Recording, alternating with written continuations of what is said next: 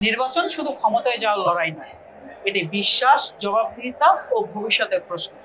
ঢাকা 14 আসনে যিনি দীর্ঘ 17 বছর ফ্যাসিস্টের রক্তচক্ষু উপেক্ষা করে রাজপথে ছিলেন, হয়ে উঠেছিলেন আয়নাঘরে গুম হওয়া পরিবারের সদস্যদের কণ্ঠস্বর, সেই সানজিদা ইসলাম তুলির সাথে আমরা কথা বলবো।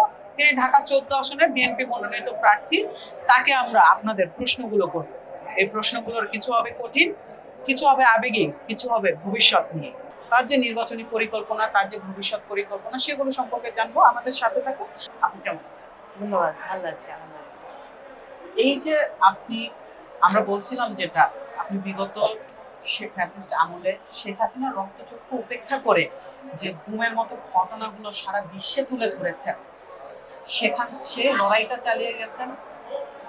যে জুলাই গণঅভ্যুত্থান, সেখানেও আপনার লড়াই ছিল, সেখানেও আপনি জীবন বাজি রেখেই রাস্তায় ছিলেন, আন্দোলন করে গেছেন। এখন আরেকটা নতুন লড়াই, নির্বাচনী লড়াই। দুটার মধ্যে মৌলিক কোনো পার্থক্য দেখতে পারেন? হ্যাঁ, আমার মনে হচ্ছিল যে বাংলাদেশের সকল মানুষ একসাথে তখন স্বৈরাচারকে উৎখাত করার জন্য আমরা একসাথে লড়েছি। এবং আমি যখন মায়ের ডাক থেকে গুমের বিপক্ষে, গুম যে মানবতা বিরোধী অপরাধ একটা, তো এই চরম হিউম্যান রাইটস ভায়োলেশন এগেইনস্টে যখন দাঁড়িয়েছি, তখন আমি সবার জন্য দাঁড়িয়েছি। যারা শুধুমাত্র বাংলাদেশ জাতীয়তাবাদী দলের তাদের জন্য না, সকল দলের নেতাকর্মী যারা গুম হয়েছে, গুমের শিকার হয়েছে, যারা গুমের পরে নিখোঁজ, যারা গুমের পরে ফেরত এসে, আমি সবার জন্য দাঁড়িয়েছি।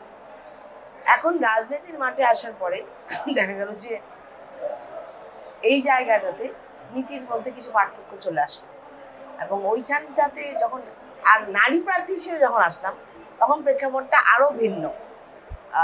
সোশ্যাল মিডিয়া অ্যাসাল্ট থেকে শুরু করে আগের যেই হ্যারাসমেন্ট ছিল, এটা কাইন্ড অফ ডিফারেন্ট হ্যারাসমেন্ট হচ্ছে। আর নারী প্রার্থী হওয়ার কারণে যোগ্যতা নিয়ে কথা তুলছে, নারী প্রার্থী হওয়ার কারণে প্রত্যাশা প্রাপ্তির জায়গায় হিসাব করতে হচ্ছে অনেক। আর কিন্তু একজন ব্যক্তি হিসেবে তার কাজ যে তার প্রমাণ, মানুষ হিসেবে আমরা আসলে সেটাই প্রমাণ করতে চাই। আচ্ছা, এখানে আপনার এই লড়াইয়ের গল্প বলছিলাম, যদি নির্বাচিত হন প্রায় 8 লাখ মানুষের দায়িত্ব এসে আপনার কাঁধে পড়বে। বিষয়টা আপনাকে ভেতর থেকে কোনোভাবে বদল করছে? অনুপ্রাণিত করে, খুব অনুপ্রাণিত করে। আপনারা জানেন আমরা এখন গণসংযোগে আছি, এবং যখন থেকেই ঢাকা 14-তে কাজ শুরু করেছি এবং গণসংযোগে আছি, মানুষের কাছে যাচ্ছি, মানুষ বিশ্বাস করে যে নির্ভরতার জায়গাটা খুঁজতে যাচ্ছে, প্রত্যাশা তুলে ধরছে, আমাদের এটা চাই, এটা করতে হবে, এবং পাশে চাই, সাথে থাকেন। কারণ হিন্দু কমিউনিটি থেকে অনেক জায়গা থেকে যে পাশে থাকেন, ভালো যেন আমরা ভালো থাকি, এটা অনেক বড় একটা আমাদেরকে কমিটমেন্টের জায়গায় নিয়ে যায় এবং উৎসাহ দেয় মানুষের জন্য কিছু করার, কাজ করার, দেশের জন্য কাজ করার। এটা অনেক বড়, আমার মনে হয় যে সৌভাগ্যের জায়গা, যে দেশের মানুষের জন্য কিছু কাজ করার জায়গা। আর কোনো এলাকার নির্দিষ্ট গণ্ডি বিচার করে না, যে তার কর্মদক্ষতা, কর্মক্ষমতা, তার প্রতি মানুষের ভালোবাসা কতটুকু হবে, এটাকে আমি কোনো গণ্ডির মাঝখানে আসলে বাঁধতে পারবেন না। এই যে মানুষের সাড়া পাচ্ছেন, মানুষের ভালোবাসা পাচ্ছেন, এই বিষয়টা কেমন, অনুভূতিটা কেমন দেয়? মানুষের ঢল। আর অবশ্যই তখন হাজার হাজার মানুষ যখন রাস্তায় নেমে এসছে ধানের শীষের জন্য, আমার জন্য, সানজিদা ইসলাম তুলিকে প্রার্থী হিসেবে ঘোষণার পরে, তো সেই জ্ঞান থেকে আমার মনে হচ্ছিল যে এই মানুষদের জন্যই করার আছে, তাদের জন্যই অনেক কিছু করার। ঢাকা 14-কে আমরা যদি সেইভাবে সাজাতে পারি, তাদের বসবাসযোগ্য, তাদের জন্য একটা মানবিক সমাজ গঠন করে, তাহলে হয়তো এই যে পথ চলা, একসাথে সবাই নেমে এসছে, এটাই হিসাবে সার্থক। আচ্ছা, আপনি তো ঢাকা 14-তে লড়ছেন, আরো 11 জন প্রার্থী আছেন, মোট 12 জন প্রার্থী। আপনার দৃষ্টিতে এই আসনটিতে, দুঃখিত, আপনার দৃষ্টিতে এই আসনটিতে সবথেকে বড় সমস্যা কি মনে হয়, যেটি সমাধান না করলে কোনো উন্নয়নই আসলে উন্নয়ন মনে হবে? আমার সবচেয়ে বড় প্রায়োরিটি মনে হয় জননিরাপত্তা, নারী পুরুষ নির্বিশেষে সবার জন্য নিরাপত্তা নিশ্চিত করা।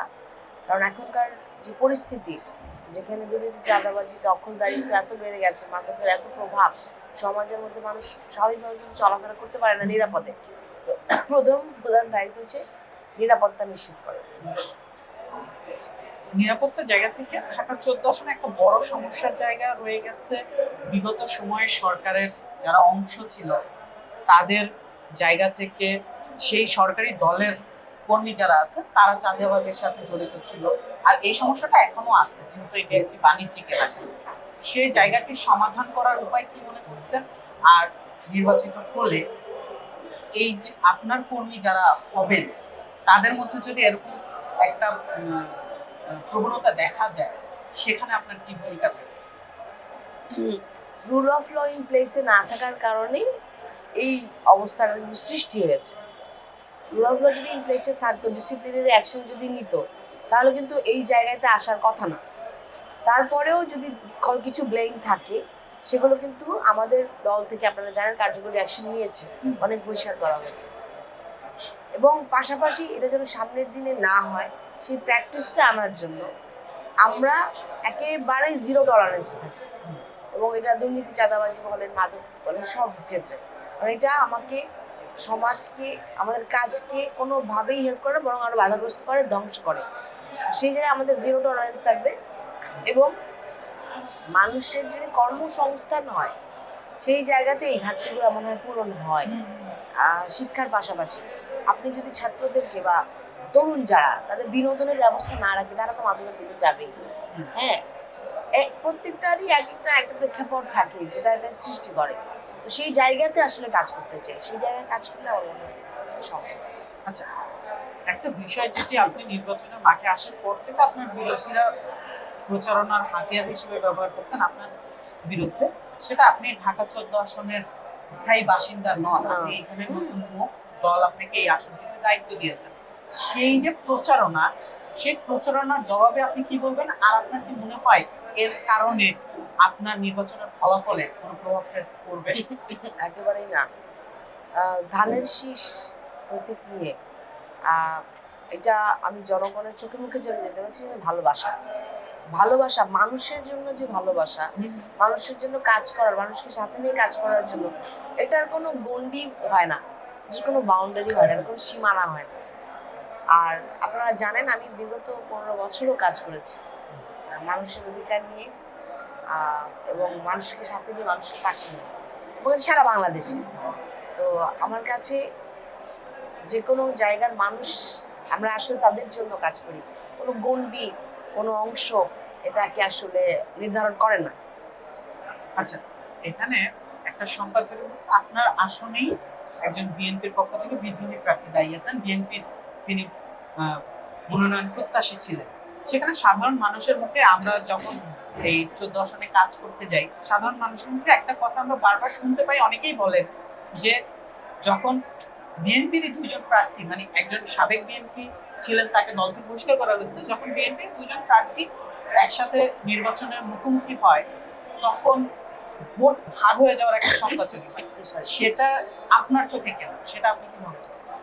সেই সংখ্যা তো থাকেই কিছুটা, খুব বেশি সেটা বলবো না। কারণ হচ্ছে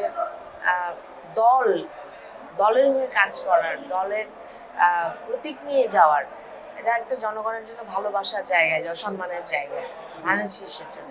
আর আরেকটা হচ্ছে ব্যক্তি চিন্তা থেকে, আপনি যে বলেন যে বহিষ্কার করা হয়েছে, তো উনি কি আসলে জাতীয়তাবাদের আদর্শের ভিতরে নাই? যখন থাকে না, তখন তার জায়গাটা তিনি নিজেই নির্ধারণ করেন। কর্মটা যা করছে সেটার ফলটা হয়তো তাকে ভোগ করতে হবে। আর আমার মনে হয় যে যেই সংখ্যক মানুষকে বিভ্রান্তির মাধ্যমে সৃষ্টি করা সম্ভব হয়েছে, সেই কিছু সংখ্যক মানুষ সাথে থাকবে তাদের। এবং আমার মনে হয় একটা সময় হয়তো ভুল বুঝতে পেরে, কারণ একটা মানুষ জীবনে যখন রাজনীতি করে অনেক ত্যাগ দীক্ষা থাকে তার। কোন মানুষটা চাবে ওই অত দিনের ত্যাগ সারা জীবনের ওটাকে ছেড়ে আসলে দলের বিপক্ষে যে, দলের প্রতীকের বিপক্ষে যে কাজ করা? আর যে কিছু মানুষ করবে, আমার মনে হয় তারা কখনো দলের জন্য কাজ করেই না। তো এইটা একটা। আর ইনশাল্লাহ ধানের শীষ মানুষের ভালোবাসা নিয়ে শতভাগ নিশ্চিত বিজয়ী হয়ে আসে। আচ্ছা, এখানে আর যে বিষয়টা আমার মাথায় আসছে, ঢাকা 14 আসনের এবারের নির্বাচনে একটা অনন্য বৈশিষ্ট্য প্রার্থীদের মধ্যে যে সৌহার্দ্যপূর্ণ সম্পর্ক, আমরা দেখেছি আপনার প্রতিদ্বন্দ্বী যারা আছেন সবার সাথে আপনার খুব সৌহার্দ্যপূর্ণ সম্পর্ক। এই সম্পর্কটা কিভাবে গড়ে উঠলো, আর এটা জনগণকে কিভাবে উপকৃত করবে বলে মনে হয়? আমার জায়গায় যদি অন্য কেউ থাকতো তাহলে কি আপনার মানে সম্ভব হতো কি না আমি জানি না এই মেকানিজমটাতে কাজ করা। আমার প্রথম থেকেই চিন্তা ছিল যে রাজনীতিতে আসাটার একটা কারণ আছে, কারণ ইচ্ছার বাইরে যেতে হবে। এবং বিগত অপরাজনীতির শিকার যারা হয়েছে তাদেরকে আমরা দেখেছি, মানুষ যেন অপরাজনীতির শিকার না হয় সেই লক্ষ্য সামনে রেখে কিন্তু একটা সুন্দর স্থিতিশীল পরিবেশ আমরা নির্বাচন চাই। এই জন্য যেই যাই করুক না কেন নির্বাচন প্রতিরোধ করার জন্য, এর মধ্যে বিশৃঙ্খলা সৃষ্টি করার জন্য আমরা কিন্তু কোনোটাতেই কালকে মানে কর্ণপাত করছি না, বা কিছু জিনিস দেখেও আমরা ইগনোর করে যাচ্ছি। কারণ আমরা চাই যে প্রথম যে উদ্দেশ্যটা নির্বাচনটাকে সফল করা সেটা হোক। তো সেটা আর এই পায়তারা তো চলবেই, তো সেটাকে শক্ত হাতে মোকাবেলা করতে হবে। আচ্ছা, আমি একজন তরুণ হিসেবে যে প্রশ্নটা আপনার কাছে রাখতে চাই, 24-এর গণঅভ্যুত্থান, এত ছাত্রের জীবনের বিনিময়ে আমরা গণতান্ত্রিক একটা ব্যবস্থায় ফিরে যেতে যাচ্ছি। আপনার যে ইতিহাস সেটিও আন্দোলনের ইতিহাস। আপনি নির্বাচিত হলে আপনার কাছ থেকে এই তরুণ যারা আছেন তারা আলাদা কি আশা করতে পারে? জুলাইয়ে যারা তরুণ যারা তাদের স্বপ্নগুলো কিন্তু আমরা দেখেছি গ্রাফিতিগুলোতে, এবং এখনকার দৃষ্টিভঙ্গি কিন্তু পরিবর্তন। আপনি যে রাজনীতির এক চর্চা মাঠে দেখছেন এটা কিন্তু আগে থেকে ভিন্ন তাদের জন্যই। তো সেই তরুণদের স্বপ্নটাতেই নিজেকে কিন্তু আনতে হবে। সমাজের চাওয়াটা কি, এটাকে আমাদের কিভাবে পরিকল্পনা মাফিক এগিয়ে নিতে হবে, সবকিছু ডিপেন্ড করে তাদের চিন্তাধারার উপরে, তরুণদের চিন্তাধারার উপরে। তো আমরা চাইও সেটা করতে, কারণ আমরা তাদের জন্যই কিন্তু আজকে দাঁড়িয়ে গণতান্ত্রিক রাষ্ট্র স্বপ্ন দেখছি। তো সেই লক্ষ্যে কাজ করে গেলে আমার মনে হয়, এবং এটা সর্বস্তরের জনগণও পছন্দ করে যে, এবং চায় তরুণরা কি চায়, সমাজের পরিবর্তনটা কিভাবে চায় সেভাবেই করতে। আচ্ছা, একেবারে শেষ প্রশ্ন, আপনার অনেক ব্যস্ত সময়ের মধ্যে আমাদের সময় দিয়েছেন, আপনি আপনার ভোটারদের উদ্দেশ্যে, ঢাকা 14 আসনের ভোটারদের উদ্দেশ্যে কোনো মেসেজ দিতে চান? ঢাকা 14 আসনের ভোটারদেরকে বলতে চাই যে আমরা সবাই বাংলাদেশের পক্ষের শক্তি, বাংলাদেশ জাতীয়তাবাদী দল ধানের শীষ নিয়ে লড়ে যায় জনগণকে সাথে নিয়ে, জনগণকে পাশে নিয়ে, জনগণের জন্য কিছু করার জন্য। এবং বাংলাদেশের এই পক্ষের শক্তি ইনশাল্লাহ জনগণের ভোটে এই ভাষা শহীদদের জাতীয়ত্যাগের মাস ফেব্রুয়ারি মাসের 12 তারিখ ইনশাল্লাহ তাদের সমর্থন নিয়ে বিশেষ করে জয়ী হয়ে আসবে ইনশাল্লাহ ধানের শীষ। ধন্যবাদ। আপনার যেমনটা আমরা বলছিলাম অনেক ব্যস্ত সময়ের মধ্যে দিলেন। দর্শক, আপনারা দেখছিলেন চেষ্টা টিভির বিশেষ আয়োজন। আমরা কথা বলছিলাম ঢাকা 14 আসনে বিএনপি মনোনীত প্রার্থী সানজিদা ইসলাম তুলির সাথে। তিনি জানাচ্ছিলেন তার পরিকল্পনা, তিনি জানাচ্ছিলেন তার স্বপ্নের কথা। এতক্ষণ আমাদের সাথে থাকার জন্য ধন্যবাদ। চেষ্টা টিভির সাথেই থাকুন। চেষ্টাটি হয়, চেষ্টা ছাড়া না।